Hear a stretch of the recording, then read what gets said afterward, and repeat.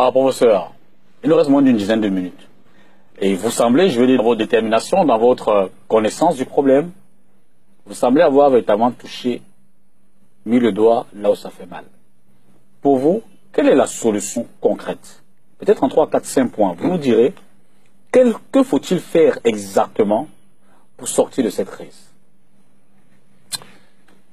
Mais avant de dire ce qu'il faut faire, permettez que j'énumère un certain nombre d'idées forces. Allez-y. Donc, tout le monde aurait intérêt à s'inspirer. Premièrement, le Cameroun n'est pas un pays francophone. Premièrement. Ce n'est pas un pays anglophone non plus. Il faut que cela soit clair dans l'esprit de tout le monde. Depuis le 1er octobre 1961,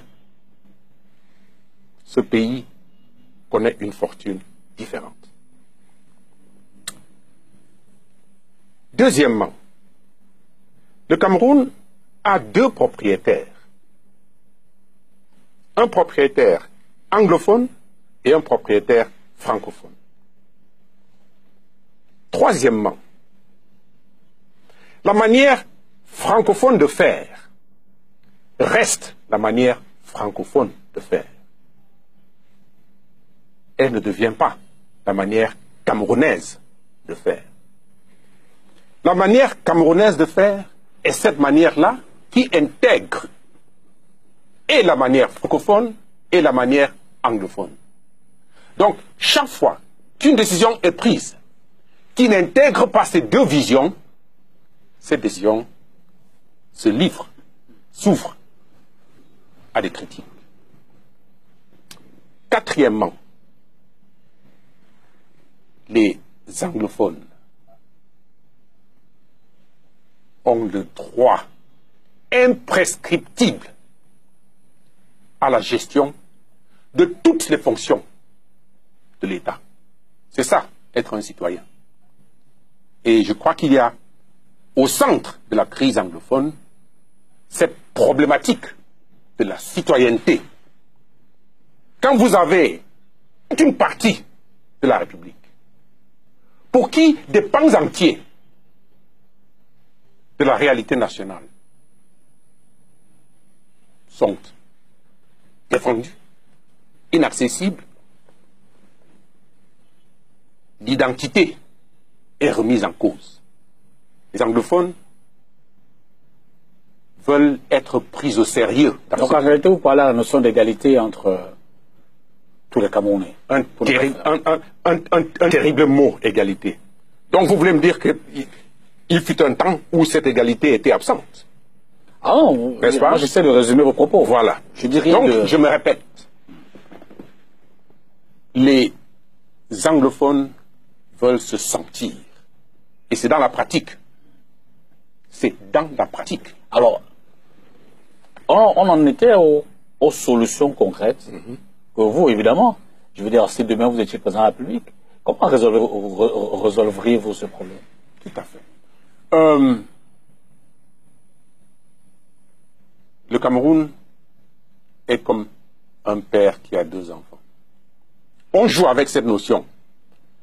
D'autres veulent lui donner 10, 15. Le Cameroun a deux enfants. Donc, moi, qui incarne ce pays, je m'occuperai de mes deux enfants. De la même manière. J'espère qu'on se comprend. L'intérêt, c'est que les téléspectateurs vous comprennent.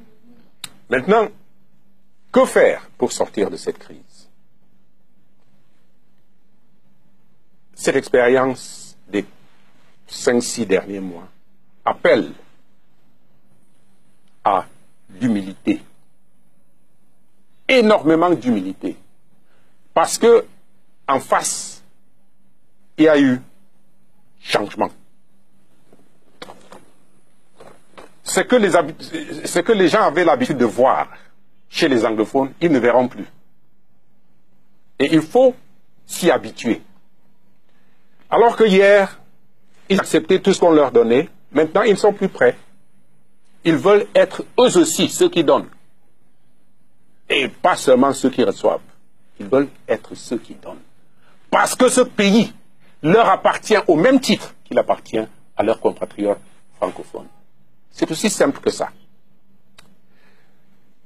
Ne prenez pas de décision sans consulter d'autres composantes de ce pays. Et cette crise a prouvé, si les anglophones ne dorment pas, si les anglophones n'ont pas de sommeil paisible, le reste du Cameroun ne peut pas dormir paisiblement. Le Cameroun est un corps, est un tout. Alors, assumons cette indivisibilité. On en parle, mais personne ne veut l'assumer. C'est une charge, c'est une responsabilité. Quand on dit que le Cameroun est indivisible, ça s'arrête pas au niveau de la théorie.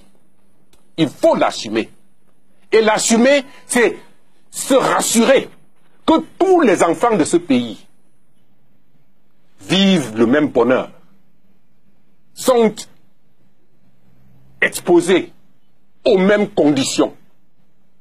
Au moment où nous parlons, et j'ai failli oublier, la crise anglophone a un fondement économique. Je l'ai dit sur un autre plateau, que là où le taux de chômage chez les francophones était de 20%, chez les anglophones, ce même taux était de 95%. Et je m'explique. Si vous voyez toutes les grandes écoles, les anglophones sont pratiquement absents de ces grandes écoles. À l'arrivée, que se passe-t-il? Il n'y a plus de magistrats anglophones qui sont formés. Il n'y en a plus. Il n'y en a que pour les enfants francophones. Bon, maintenant, on les forme et on les déverse chez les anglophones. Au plan de l'industrialisation, quelle est la politique industrielle de ce pays? Qu'est-ce qui va où? Voilà tout le pays anglophone. Aucune industrie. Laissons de côté la Sonara et la CDC. Nous connaissons tous ce que ces deux industries représentent. Pour le reste, il n'y a rien. Toutes les industries sont ici, à Douala. Les enfants de Douala qui sortent de l'école ont quand même quelques chances d'avoir quelque chose. Les enfants anglophones retournent à la maison,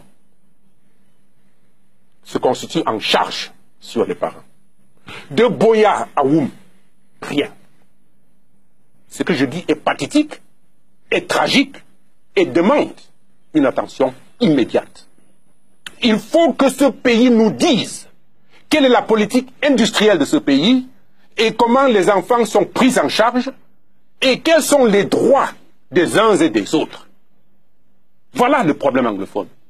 Ce n'est pas tout le temps envoyer les enfants à l'école, envoyer les enfants à l'école. Pour quelle fin, bon sang? Pour quelle fin?